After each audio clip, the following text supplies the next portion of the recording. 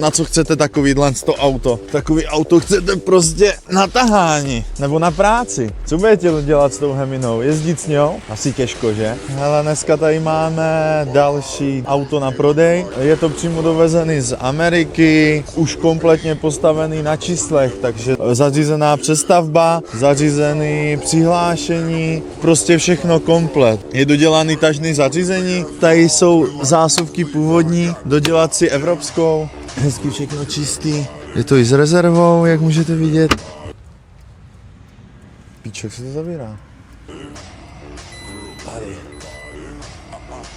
Nejdůležitější je ten motor. 5,7 Hemi, legendární, klasický, lepší jako diák. Vyřívaný sedačky vzadu, panoramatická střecha, černá stropnice, sedačky v elektrice i s pamětí, elektrický volant, tuhá už klasická Amerika.